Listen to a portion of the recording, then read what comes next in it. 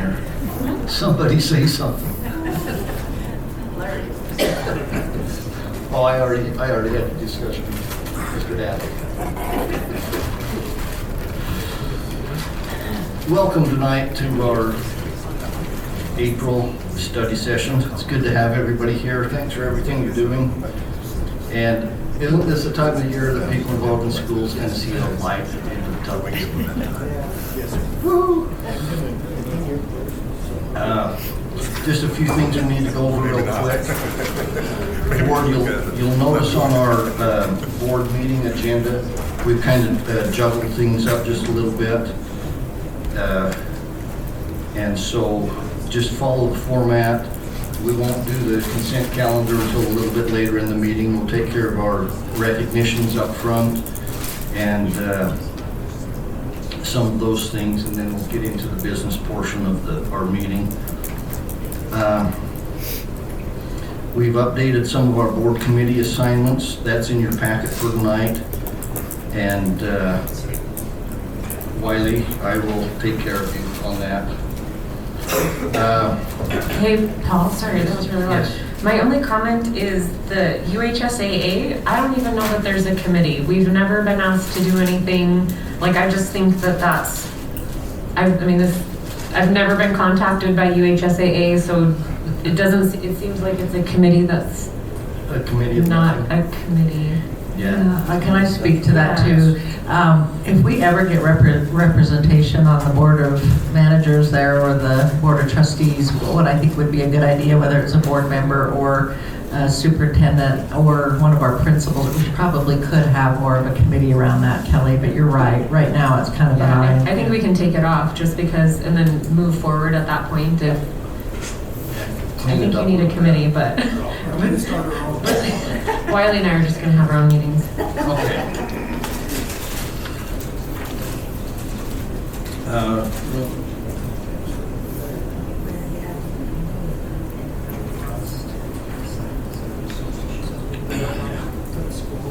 Okay, in your packet, board are the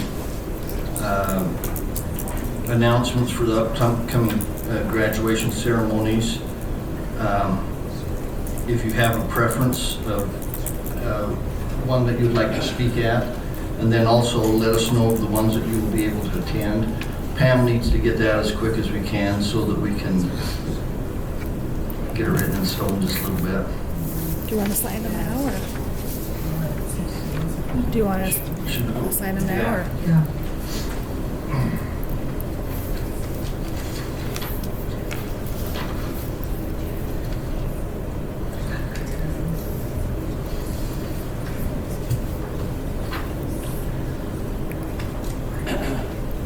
Let's just start at the top there and go down that and see if we can knock some of these out tonight.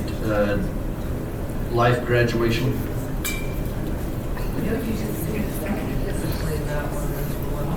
I know you usually go. I don't know if you stood up and said anything or not. No. Okay.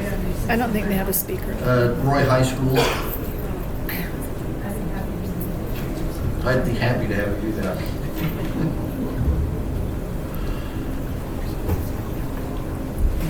Are we talking graduation? Sorry, Wiley and I were chatting. Yeah. No, in your packet, Okay. there's a list of all of them. Yeah, I think it's my year for Weber. Okay. So it's just one board member per graduation? Well, we all try to attend, but we only have one speaker. It's like a 2.5 minute talk. I didn't know that was part of this gig. Ask for a revote. Would you like to be released now? May I? Okay, Kelly, we'll put you down for Weber. Bonneville High. I think it's Bruce's turn. I know it's me, and I've got a junior that I care. And he's not here, so we can assign him. Correct. Bonneville for Bruce. That's right. Fremont. I'm over Fremont and Westfield. I'm not sure the community of West Weber County would Who did handle Fremont? speaking Who did to Fremont us. last year? You?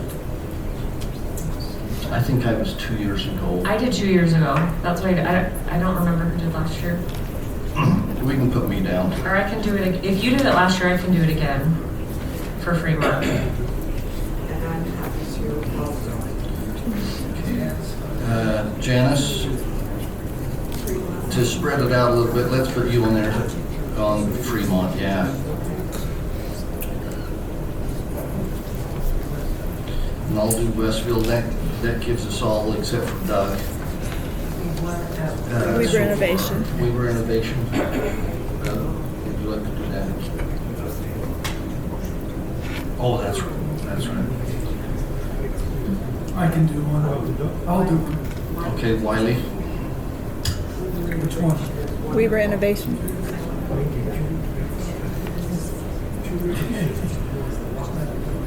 Yeah. Jan, you're more familiar with Two Rivers. Would you like to do that? Sure, I'm happy. It's usually That's recorded. right when they get.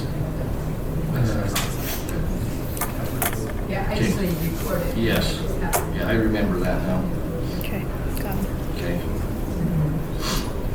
And Wiley, I'll walk through this with you just a little bit. Okay? Okay.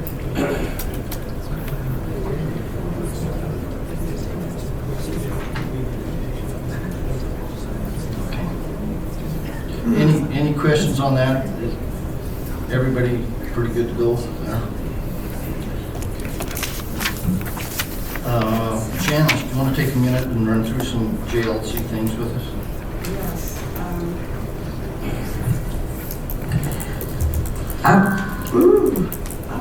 Upcoming, there we go. The JLC has become very wise to know that the legislative year is all year long. And so the Joint Legislative Committee will have their planning sessions, and they will be Friday, April 18th, and Friday, May 16th. That will be planning sessions that have to do with the priorities for the next legislative session. And then the pre-delegate and the delegate assemblies will take place on June 6th and June 7th. And I look forward to it. I'm very grateful that we're looking ahead and planning towards all year long with the direction of the legislative session in 26. So thank you. Thank you, Janice. Okay, Superintendent, go ahead. Pull that out, those slides. Thank you. Okay. Board, I thought I'd do this more presentation style, if that's okay with you. I put a handout, just a depiction of 3 or 4 slides I'm going to run us through very quickly here tonight. And I'm glad to take any questions, but we have been preliminarily planning and discussing the future in terms of some things opportunities are coming our way. And as you know, we received a $5 million grant from Intermountain Health Board. And we are very excited about that grant, and our plan is to apply for an additional grant that is become available through the legislature, and they're calling it an innovation grant.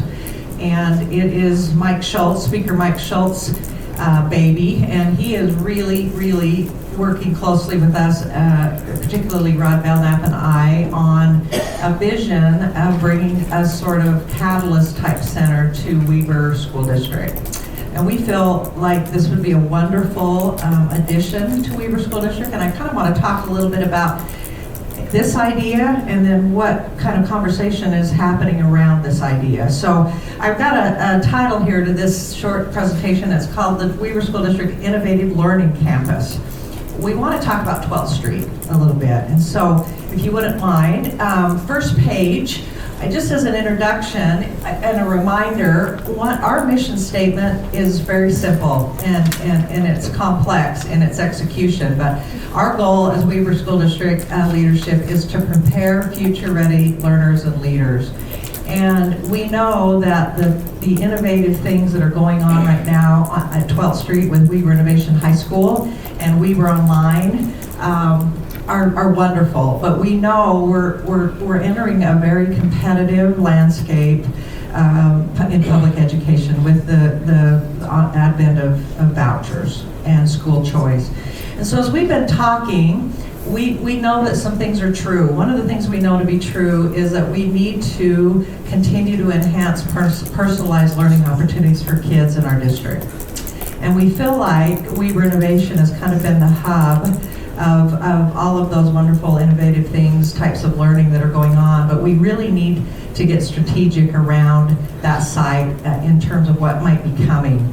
Personalized competency-based learning, or PCBL, is where instruction is tailored to individual students' needs, their strengths, their interests, and their goals, and they're afforded multiple ways, more flexible ways to demonstrate their understanding. It could be a project-based way, or through an assessment, or some sort of real-world experience that they undertake or involved in. We know right now the current landscape is all about school choice and flexibility, and we know that vouchers are likely here to stay. And we want to make sure as a district that we are viable and that we are very ultra competitive, so that when parents do shop around, they know that Weaver School District offers everything that they could ever need. We also know that we have to continue to put tiered systems in place so that every child has all of the supports that they need to get them from kindergarten to 12th grade and beyond. And we also realize that the stakes have never been higher in terms of getting students ready for job and college readiness. And so as we look at our mission statement and we look at the future, we've decided to talk to you a little bit about some ideas that we're knocking around. I've had many conversations with Speaker Schultz. One of the things that he has impressed upon me is he says, Gina, the legislature sees all of these tech jobs right now that are sitting open in Utah. We're bringing businesses to Utah. We're growing exponentially. You see the development, especially in our county, going on out west. We need to get kids into these jobs, and we need to get them ready for jobs while they're in high school. And the imperative is there. And so as we've talked about that, I would like to propose to you a framework that we get your support on, hopefully moving forward. Right now, we have 4 ideas, four sites. We have Weaver Innovation Early College High School, and you can see that I've morphed a little bit. I've morphed that into Weaver Innovation PCBL High School. And you can see there's a description off to the right side of what is going on and kind of what is the vision and the process that's in place at Weaver Innovation Early College High School. It's a self-paced, personalized model, and right now it prioritizes credit acquisition. Kids are exposed to concurrent enrollment classes. It's more of a college-ready atmosphere. And we would like to take all of the good things that site is already doing and also morph it into a truly competency-based model. Self-paced versus competency-based. And I've listed some things there that characterize a true PCBL model of instructional delivery. And I won't go through each one. You've got a handout, and I'd love you to kind of take a look at it and feel free to reach out to me with any questions or concerns you have. But what we'd really like to do is create a high school experience at 12th Street that embodies both of those types of hybrid frameworks. And one of the things, yes, how many, do we have very many concurrent enrollment classes at WIC that aren't offered at our traditional I'm gonna pivot to Nick, and I've got Nick on ready right now. Nick, how many do we have concurrent enrollment wise right now? We're just talking about that. Yeah. What would you say? Yeah, about 12. 12. Some of them match up at the I high was school, gonna say, do though. we know how many don't match up at other We can schools? find that out for you, for sure. Yeah, we can find that out. Thanks. Yeah. But what Kelly, you bring up an important point. We really need that site to be kind of where kids go magnet-wise or to attend that school where they're getting something different than what they can get at their high school. And so we've got to do a better job of making sure we differentiate there. So you bring up a great point. Did I cut you off, Nick? Did you want to say anything? No, I was just going to say that any of the concurrent enrollment classes that we offer at WIC are fully online as well. So students can take them from any of the schools. So all 12 of them are offered on Weaver Online as well? Yep. Yeah, and Nick is going to be speaking to you here about one of these particular programs and what we were thinking of doing with it. But when we talk about competency-based learning models, you're really talking about kids being asked to demonstrate competency versus just completing coursework. Does that make sense? And we feel like that they would come out of that setting with more job-ready or future-ready skills if we morphed a little bit more to the PCEL side. So we'll talk more about that as we go forward. Like I said, Nick will be talking about our plan with Innovation Online, but we do have that site at 12th Street. That is housed at 12th Street. Many of our Weber Innovation teachers teach both in the high school and online courses, and so we've got a plan for Innovation Online to elevate that as well, make it a little bit more robust, and I don't want to steal Nick's thunder, he's going to speak to you.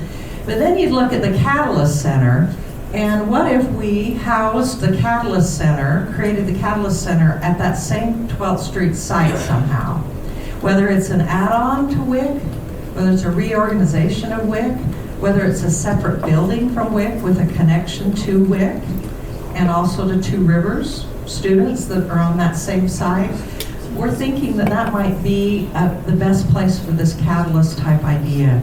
And Catalyst, as you know, the whole idea behind that is to help kids immerse themselves in job readiness environments where they're actually working with industry partners and they're being mentored by those professionals. They're working on projects for those professionals and for those businesses locally.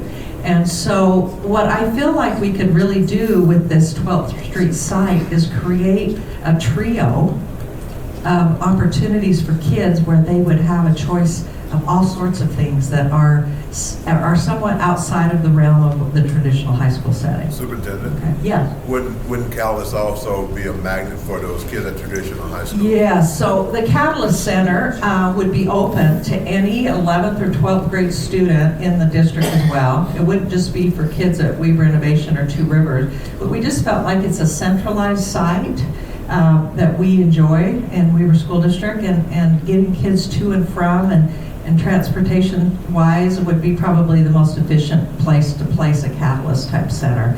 We, as you know, have looked at buildings that are for sale.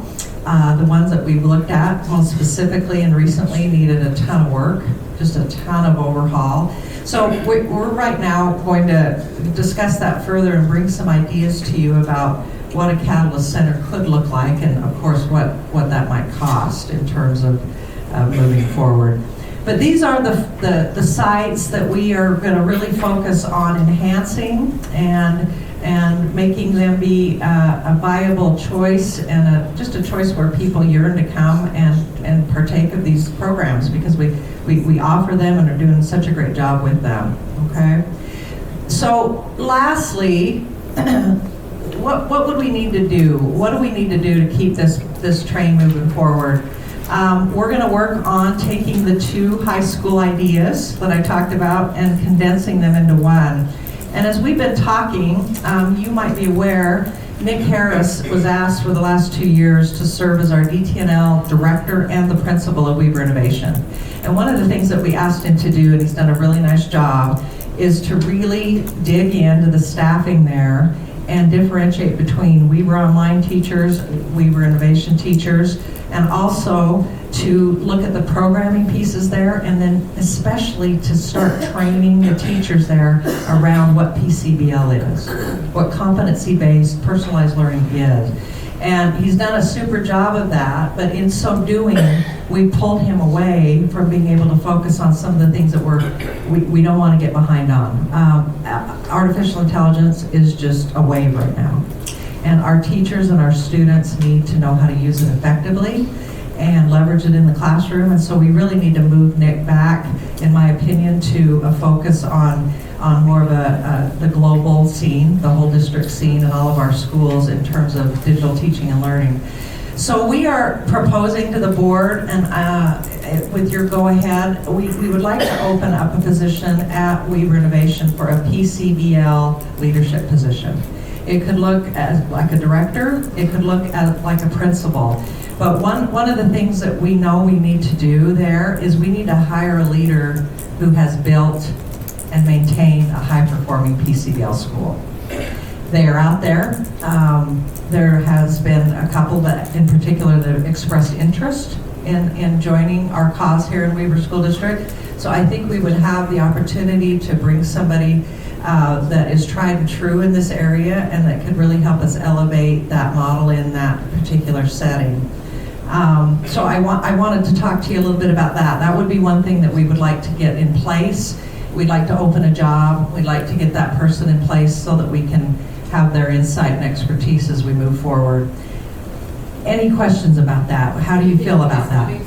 They would start this upcoming school year. We'd probably open it in the next couple of weeks, Jan. So my question is, so I understand the Catalyst concept since we visited the Davis campus, and that's mainly CTE type classes.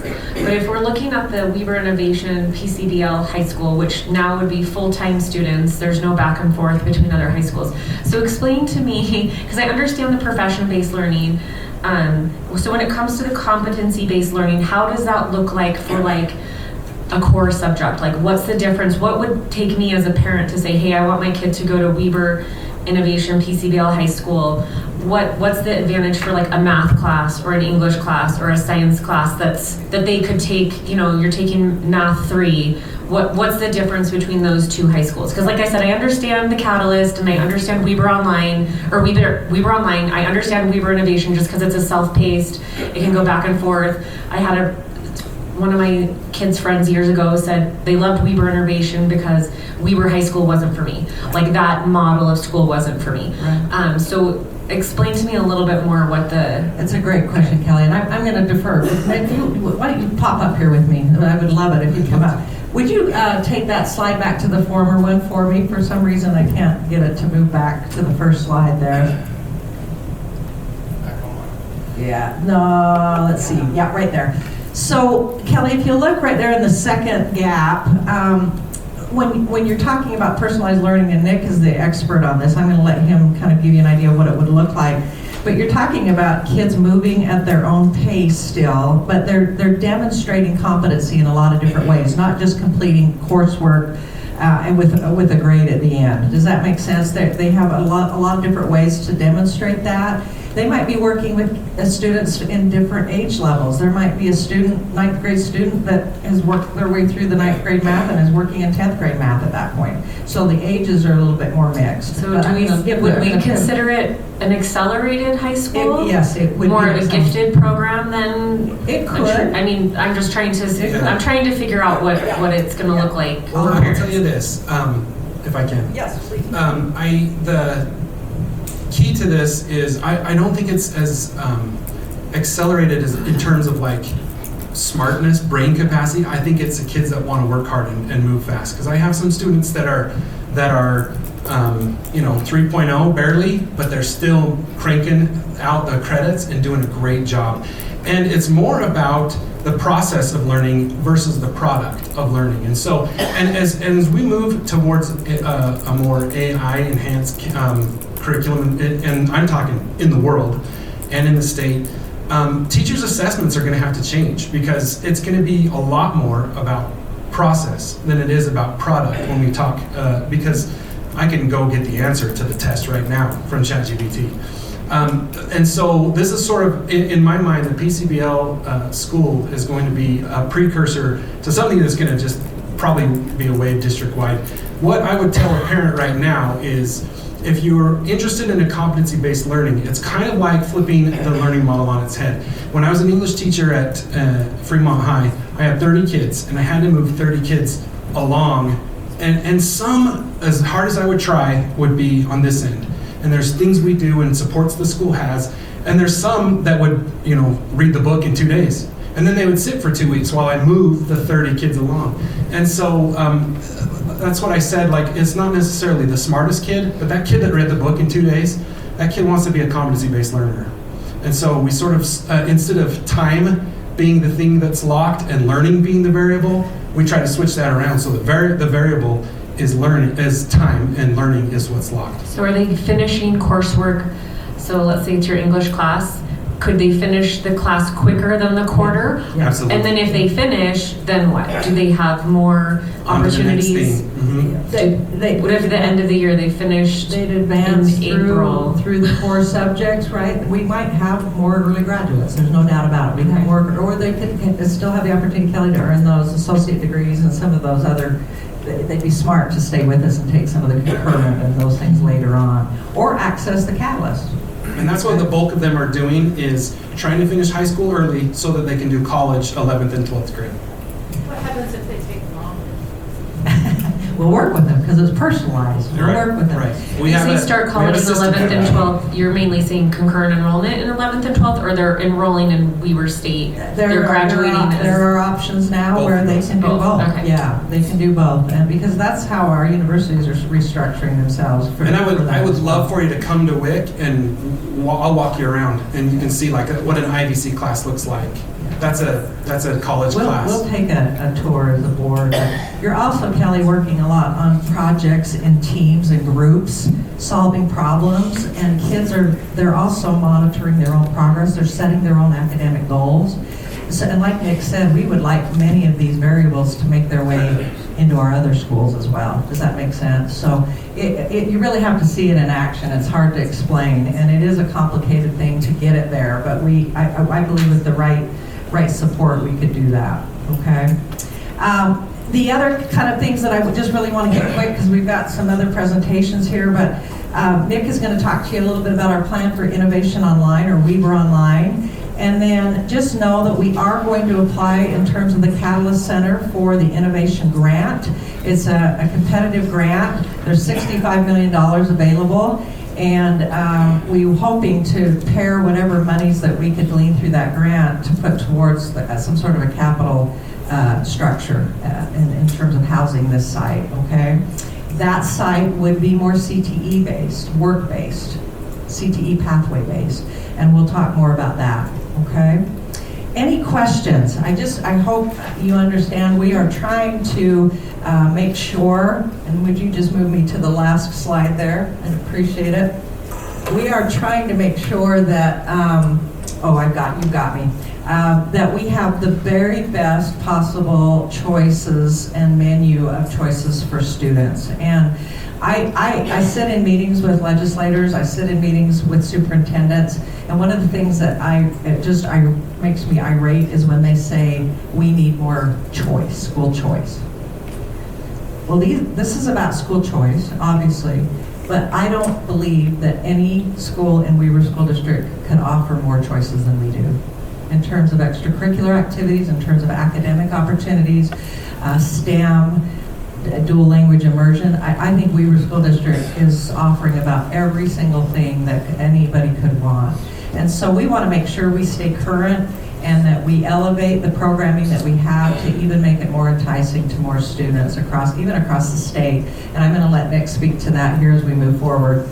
Any other questions, board? Nick, at the WIC graduation last year, they told us how many kids graduated that already had their associate's degree. Do you remember what that number was? 23. 23. It was a good 23, number. yeah.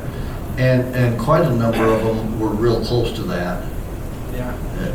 And had a lot of college credit Yeah. already in their folder. Exactly. And I don't know, can you hear me okay? Yeah, so it is a successful model for what it's doing, and I think PCBL will enhance that for sure. I have one more question. So I know this is something that I'm a little confused about, but so when we talk about numbers of students like at the high school, so if you have a student at WIC who's part-time at WIC, they're still counted, like let's say their homeschool's Weber High, they're counted as a Weber High student? Is that how it, so I know there's been some, I don't want to say contention, but some issues with principals and numbers and using WIC. So if we did this PCBL model, would those students be housed at WIC, and would that resolve some of our problems? Yeah, Kelly, that is a great question. If we did put a PCBL site together where kids could work through and graduate from Weber Innovation like we do right now, we have full-time students and magnet students that come and take certain courses there. We would either have to decide to continue with that hybrid model or make that setting a setting where once you're enrolled as you're the 9th through 12th, you're going to graduate from Weber Innovation. Does that make sense? The Catalyst is a 2-period magnet, so that would be a little bit different. Yeah, that would still be determined. And without taking too much time, I will answer your question to tell you that if a student is enrolled at Weber Innovation High, they are a Weber Innovation High student, and they might take magnet classes at Weber or Fremont, but they are considered our student if they're even if they're hybrid. However, it's kind of a trade-off because in our building, in the Innovation High, there's also Project Lead the Way and lots of magnet classes. And those kids come and are taught by Weber Innovation High teachers, but they still belong to the schools. So it's kind of like 50-50. So yeah, they are our student, Innovation High student.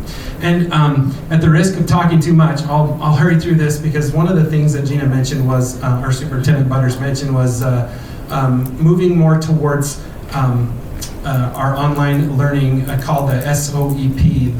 The SOEP, and what I really want to talk to you about is what is SOEP? How would we benefit? I want to just really quickly go over the history of Weber Online, and then what are the actions that we need to take to get there. So at a glance, SOEP stands for Statewide Online Education Program. Statewide Online Education Programs, and it's through USBE, and this is according to them, they allow for students to take up to 6 credits. So if you think about like an English class is like 1 quarter, 4 times is 1 credit. So basically like English, science, history, math, and then a couple of electives. 6 credits a year. You can customize your schedule. And you know, SOEP is grades 6 through 12. Who is eligible to take SOEP? You can see right there, there are Utah Public School students. So many of our, well not many, we have some students here in Weber School District that are signed up to SOEP. So they're taking online courses through some other entity. Their private school students can take SOEP, and Utah homeschool students can sign up for SOEP courses.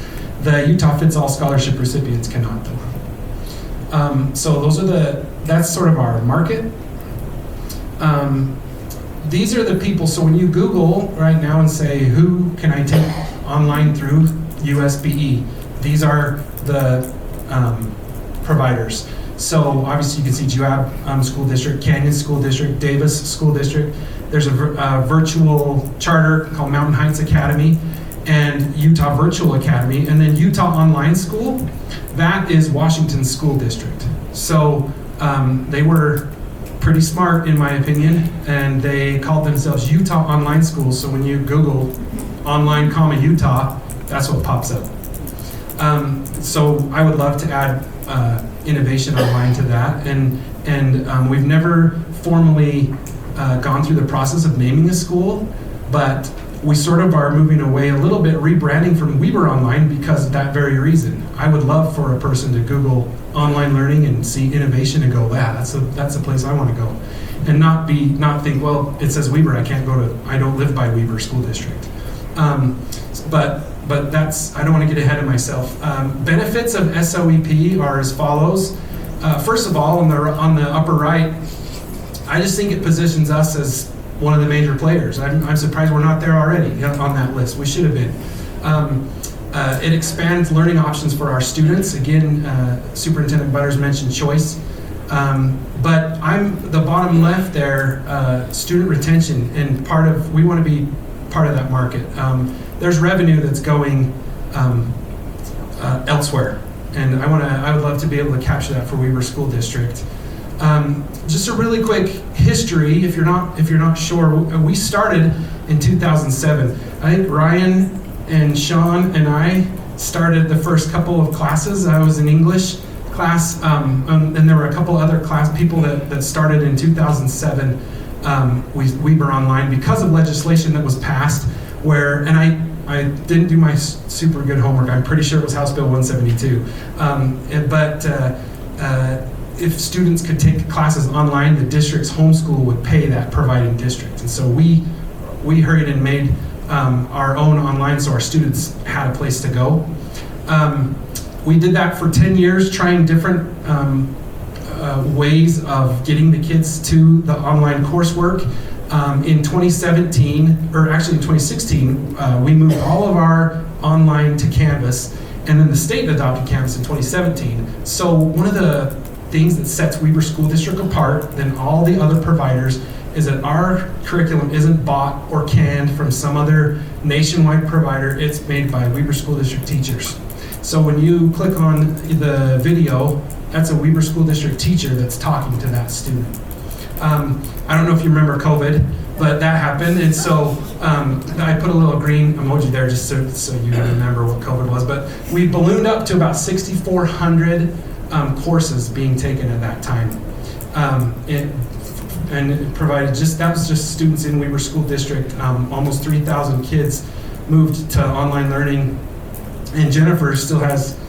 Jennifer Boyer Thurgood, she's still recovering. So in 2022, we moved under Weber Innovation High School because our courses needed to be from an accredited institution.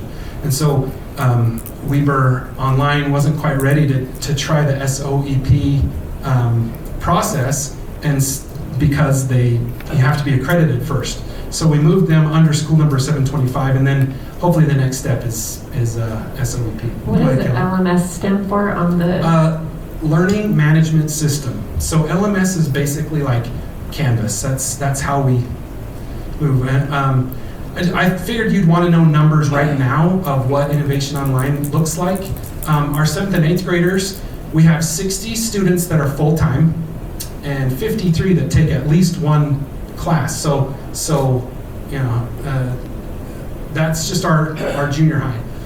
Our 9 through 12, we have 142 students that are full-time, and we consider full-time to be 5 or more classes. And then 1,452 students that are taking at least one course.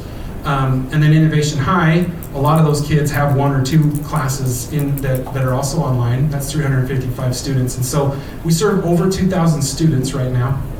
And I just thought, sometimes it's hard to predict what our numbers are going to be, but this summer, on Monday, we opened up our summer enrollment, and we already have 627 enrollments from 443 students. So I don't think online is going away, but I could be wrong. And the last thing I wanted to show you was kind of the process. So the first thing that we have to do, and you're probably going to get sick of me for the next couple board meetings, we have to get the curriculum materials in front of you, a sample of curriculum materials. The board has to approve the curriculum. Then we have to also go through the process of formalizing the program's name, and that's policy 6600.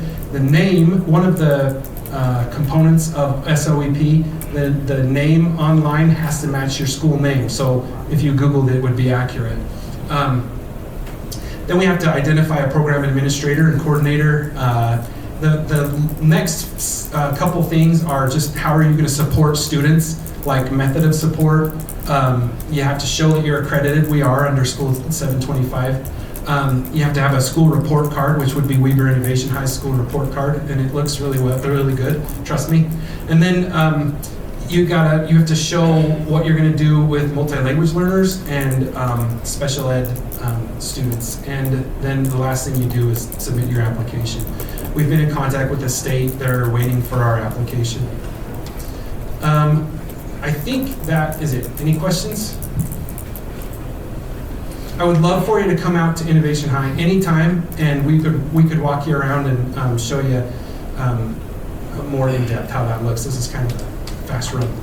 Thank you. Board, while he's exiting, and I know we've got 2 more presentations we've got to get to. Mr. Hadley, maybe you could be coming up, but I just want to give Nick and his team a shout out. He has really done a double duty for us the last couple of years, and we need to free him up and get him going on some of the more broad global initiatives around AI and other things. So I want to give Nick a shout out. He's done a tremendous job at Weaver Innovation.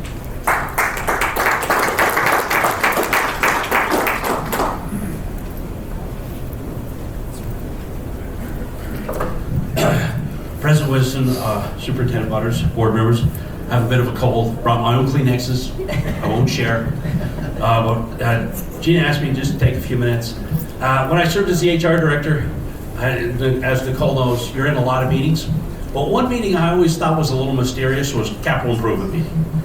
And so Gina and I have been talking. We just wanted to kind of open the curtain a little bit on the capital improvement and some of the things we're doing. It's not the whole puzzle tonight, but it's a couple of pieces. So if we can go from there, I just want to let you know what capital improvement is. There's a committee. We have me and Brian sit on that, and we kind of direct that meeting, but we have the 2 assistant superintendents. We have 3 board members, the secondary and elementary director. We have Lane with us. We actually have Jeff Hales come. We have the business administrator, Brock is on there. We have the director of purchasing and the maintenance supervisor. That's kind of the capital improvement committee. We meet every second Monday of the month at 11:30 in my office, and that'll be coming up this Monday. So we will have our capital improvement meeting. What we do is we have discussions. It's pretty big discussions, but we discuss capital needs, emergencies, projects, future builds, closures. We maintain and forecast land purchases, land sales. We buy shares of water, we sell shares of water, we trade shares of water. If you didn't know, you own 477 shares of water throughout the Weber region. We work with 13 different water companies, but everything we do, we present to the board. We don't make decisions, we recommend. I report to Gina once a month, but we also select architects, contractors, we complete new builds, we maintain all the district buildings, we work with a couple of different budgets, and also we handle all emergencies to keep schools open and safe. So that's kind of what we discuss in these meetings. Just some interesting data to show you. We were actually audited on every building for the past 10 years. And we had to provide A, B, C, and D. It ended up being about just under 1,000 pages is what we had to collect. And the reason I put this one up there for you is I kind of like the bottom one or the bottom 2. You can see in 2015, 10 years ago, we built West Weaver Elementary. We built that for $13.5 million. Roosevelt, 10 years later, is costing us $46 million. And that's a 10-year period. Every school district kind of got audited. In fact, I met with the auditor just yesterday, and I said, man, what is it you're looking for? And he just wanted to see what the increases were, and we're exactly what everybody else is. But you can see we're almost 300% more from 10 years. Now, it's not just new construction, that's every piece of construction. So you can see the increases we've had over the past 10 years. Well, we received this email. This is the 3rd one in this school year from companies that are raising prices on the equipment we use to maintain all the buildings here in the district. You get 25%, 20, 25%, 10. You can see the increases on products. And like I said, this is the 3rd one we've received this year. So the inflationary costs, the construction costs, they're up there. And so when we talk about maintaining buildings, we try to balance, okay, what can we do, what can't we do? So we look at these things. In fact, every year we go to all the schools and we send out what are called budget requests. Schools request, hey, I'd like to cut this classroom in half, or I'd like to do, these are bigger projects. Well, we don't charge these projects, we're the same school district. This year, we've completed 111 budget requests. Work orders are things, hey, could we fix this door? Could we do this here? Our team has completed 4,898 work orders. Now, these are products that we're using to complete these work orders that have been in an inflationary period for that 10-year time. Our first increase was from Superintendent Butters 3 years ago. She did a wonderful job. She saw this coming. We've also done 469 child nutrition work orders, ovens, dishwashers, things of that nature. So this year alone, we've completed over 5,000 work orders. The state then sends us some mandates. CO detectors in every school we're working on. Safety film or glass. There was a discussion yesterday from the safety czar. Ooh, that was a nasty discussion. We're going to talk about that in capital improvement on Monday. They've actually given us a timeline for that. We try to follow all fire and safety guidelines. When I say water testing, last year we had to test every faucet and sink in the school district for the water and the lead in the water. So you'd have to flush it out at 5 in the morning, make it sit, and then you could test it. And we had to send water samples down to the state, and then we had to retest. So the state sends us some mandates as well. So we try to balance everything we're asked for, and then an emergency will happen. These are the things that have happened since February 14th. Fremont had a boiler that burned out the outer casing, and it basically burned itself out. Fremont is operating on one boiler. We've put some different padding in it and some insulation, and we're limping it along. But to repair the boiler, we could do it two ways. We could put a high efficiency boiler in, and we would not have that boiler until December of next year. Or we can get this boiler that is from the same group that put them in 30 years ago, which we've gone through, and they only charged us $800,000 for this boiler. Snowcrest needs an air handler. That is $1.5 million. Roy High has had a leaky roof. I'm not even going to look over at Matt because I know when it rains, he gets wet. But we've tried to work on that piecemeal, but to fix it all, and that's what we got to do, is $1.7 million. Canesville chiller, Rocky's boiler, the UNM pipe that we talked about. I actually burst on Saturday to get to school on Monday. It cost us $25,000 to repair. Those right there are one of Cody's budget years. That's the entire budget that he would have. So then I go back to Mary Jo and Matt and say, hey, your school budgets, your requests, they're going to get kind of dinged a little bit this year. So this is what we balance, but we also then try to solve spatial problems. So Gina and I have been talking, and one issue we're facing is classroom space for the growing adult ed population and the Two Rivers and the Horizon Academy. Ms. Mimas knows this very well. Ms. Spires knows it very well as the same. And what we're trying to do is fix this problem. Now, it is one piece of the puzzle. It's not the entire puzzle. If you said to me, is this the most important piece? It's a piece that solves many pieces. So that's why it gets some validity here. So Superintendent Butters and I have been working on multiple solutions. One solution is we could move facilities, us, Child Nutrition, Home and Hospital, to vacate the 12th Street building. Inside, remodel it, we could do it cheaper, and add some classrooms, some safe spaces, and add room for Two Rivers and adult ed at the same time. We could do that, but I don't want Child Nutrition and Home and Hospital on the street, so of course I don't want to be on the street either, so we're trying to figure out where we could put us. Then we come up with the idea, if we move custodial out of the warehouse location, put us all together, we can open up some space for maintenance or transportation. So we took a walk through the warehouse, and so we found an architect, and we are going to do some remodeling in our warehouse area. Since we were able to move the child nutrition food out, we can put some office space in, very much like our tech department. We'll just be on the next bay over. So when we open that space up, 12th Street opens up for Gina to either transfer some adult ed or some Two Rivers, and then we can look once again on how do we fit that campus on everything we're looking down the road. So it's not a today problem, it's a 10-year look at. So what we decided to do to solve one problem, we got with Mr. Mitchell, and we got with Dax, and we were able to select an architect through the process, and this architect drew us up some plans. We needed the plans to get a GMP to give to Gina. From that point, we were able to select an architect. That architect gave us the GMP number, which I presented to Gina and Brock.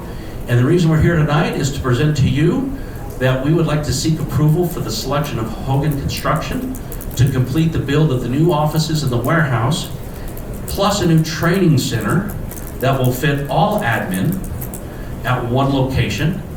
And we can do that with inside help, meaning we are going to self-contract some of the work, which brought our GMP down.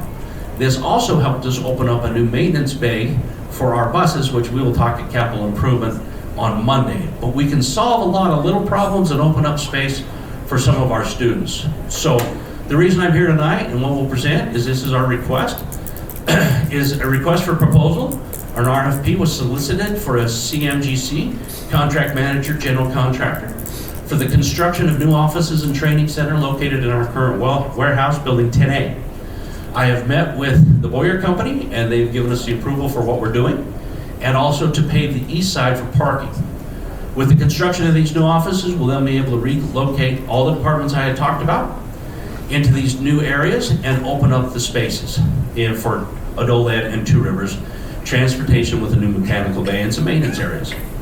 So, the members of the Capital Improvement Committee, we formed an actual subcommittee. We scored the CMGC all that applied, and there were 5. We reviewed all the documents, and we believe that Hogan and Associates can complete this project on time and on budget, and that's what we present to you tonight. It's a small look into capital improvement. It's just a small look, but we'll try to hit you each and every month. So, Janice. Address of the warehouse. Oh, I'm sorry, the warehouse? Where is it located? Oh, it's in BDO, Building 10A, right by the tech center. It's the next bay over. It has no insulation. I made them wear coats when they walk through. It's quite the deal. We actually let a dog training company with SROs come through there. So if you realize or hear about drugs, they forgot a bag, it has nothing to do with us. They did leave me one little gift. It ain't like they couldn't find a dumpster, but I found a little baggie, and I'm like, oh, that's a gift for Larry. So the warehouse is at 10A. That's a great question. Yeah. I know Jan and I have talked before that we feel like we're in a capital improvement desert over here. We never know what's going on. So we would love to hear more, like a monthly recap and study session just on what you guys are talking about. Or I don't know if you take minutes or something that can be forwarded to all board members so we just don't feel like we're in a capital improvement desert. I have a slide presentation that I do every month, and I'd be happy to send it. That's totally fine. That would be great. We're going to plan to have this kind of an overview with some of the bigger ticket items. But even just like, just so we don't more often. You bet. More often, absolutely. Yep. Okay. Any other questions I can answer? We ought to build a few more new schools in all their spare time. Yes, sir. I'm ready. Thank you so much. Thank you. Well done. Rob Lake, please. All right, we'll be quick. Okay, so we want to just inform everyone about the athletic director job description that's kind of changed recently. And so we'll just get right into it. So with the new job description, the summary, these are a few of the things that come in that summary of this job: fostering a positive culture, ensuring compliance with district and state policies, manage logistics of sporting events and facilities, strong leadership within athletic programs, having great organizational skills, commitment to supporting coaches, student athletes, and community, being a liaison between administration, coaches, parents, and student athletes, public relations, budget oversights, enhance programs, and promote student success on and off the field. That's a lot, right?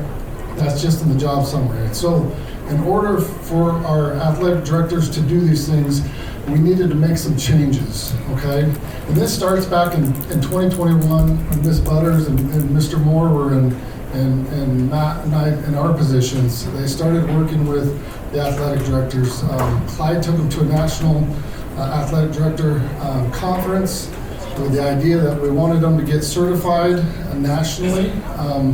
and to start working towards some of these things.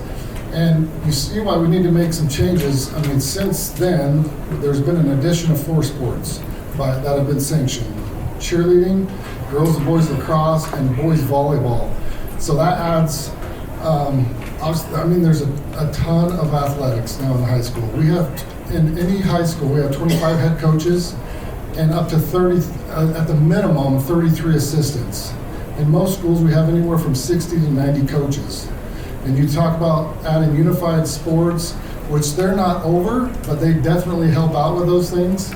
And so it adds a lot of time and effort into what they're doing. And so they have to manage a lot more things. And there are a lot of cases with coaches, right? High profile issues around culture and training that we want our athletic directors to be more involved with to avoid some of those things, okay? So we have a high need for training for all coaches around bullying, harassment, and anti-discrimination, to speak to a few things.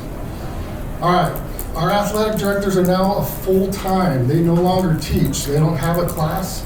And so the expectation would be for them to obtain a national certification or have a master's in athletic administration within 3 years.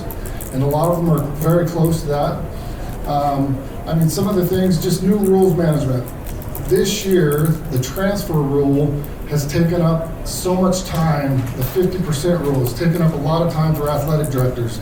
There's a lot of communication, tracking down athletes, where they live, finding out if it's a full family move, all of those things. It requires a ton of time for them. That's just one example, right? So their compensation is going to be based on a 182-day contract. There will be an athletic stipend, and then they'll also have 21 extra days, which will be done in the summer, and that's based on their base salary, okay? So culture. We want our athletic directors to be aware of everything that is going on in our athletic programs. We want them to monitor individual health of each program, have clear expectations with our coaches, and more oversight of each program.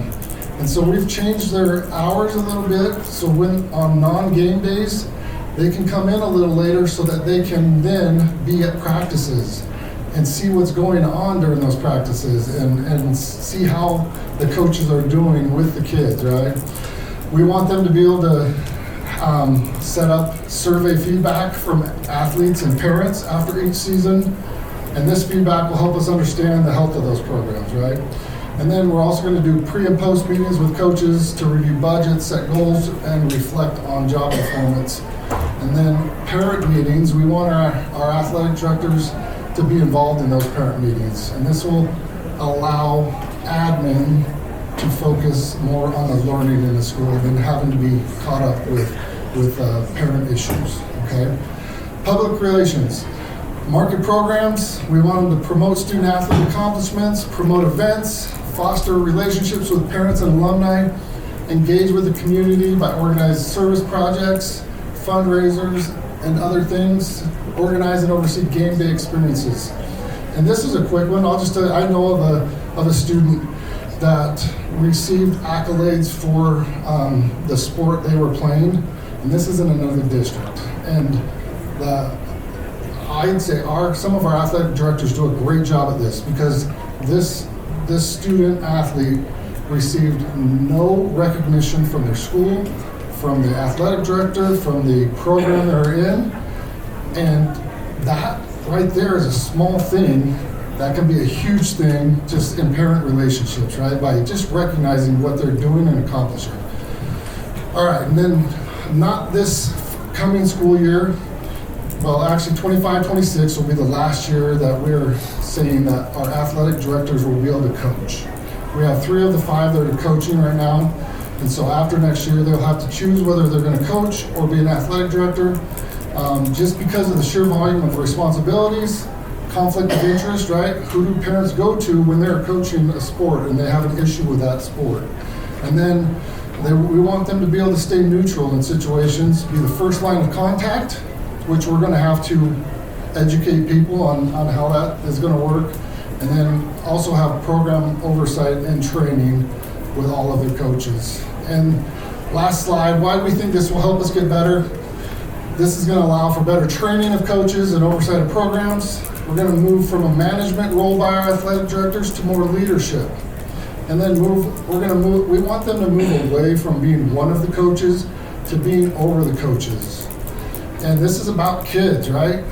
We are in these positions to give kids a great experience. And we want every student athlete, regardless of their ability, whether they're the star or the last person on the bench per se, to have a great experience. And that can happen. And so we want our athletic directors to be more involved this way and help with that. And so I will share this with everyone because I'm gonna be quick. This last piece right here, athletic job description, director job description, is a link, and it has the new job description, so you can look through that if you'd like to, okay? So we're proposing that these are the changes that happen for our athletic directors, and so any questions before I sit down? Do they have to reapply for their jobs with the new? No. They Okay. do not. And then what's the reasoning behind giving them the extra year to coach? Well, Go ahead. so just in preparing them, I mean, we've had conversations, right? I met with them. I mean, this has gone back to when Gene and Clyde were in these positions. I've met with them this year when I got in my positions and let them know that this was coming, right? In case they didn't know. And so we wanted to give them time to prepare to make that transition out, because this is going to be a tough decision for some of them.